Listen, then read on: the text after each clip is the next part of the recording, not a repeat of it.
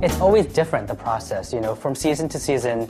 When I think about a collection, it could be something that I've seen at a restaurant or something that I've seen at a gallery. Sometimes inspiration comes in dreams, like you see garments in dreams, or you see shapes. I think inspiration is everywhere, especially with us. We are very much inspired by, each other. Obviously, it's always through the exchange, The inspirations for my collection usually start in a very kind of organic manner.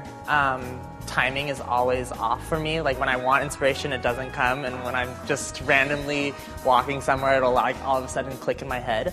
Like I never have a very set rule of where to begin a collection. I always do an inspiration board, and it's always different season to season. Basically, it becomes a magnet for everything that I see, that I feel, that I touch, that I grab.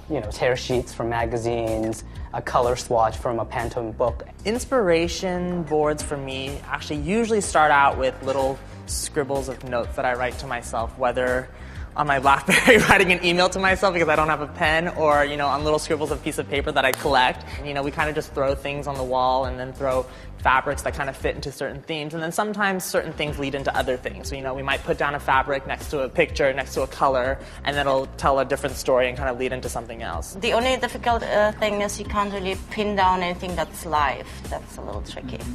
But once we were inspired by, I think, our cats first, so we just Xeroxed it and then put it on.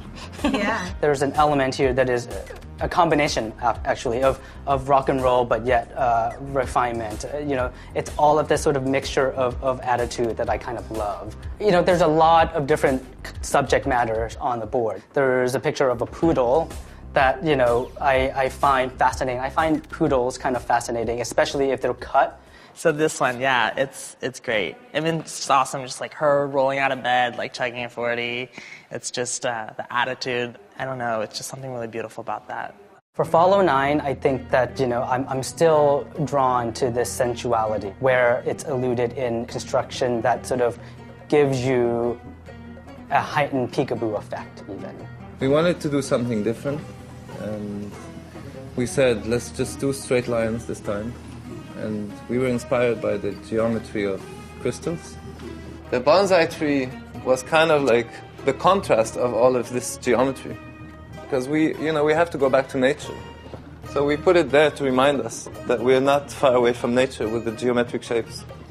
For Follow 9, I wanted to do something really bold, kind of very strong and luxurious. The collection almost has somewhat of an industrial touch to it, but not in this very kind of like rigid way. It just in terms of like we're using a lot of hardware. You try to predict as much on point and as accurately as you can of what you want to do, but things always change. It's just like that's the fun part about fashion, is that it's not predictable and you can't plan it out so much.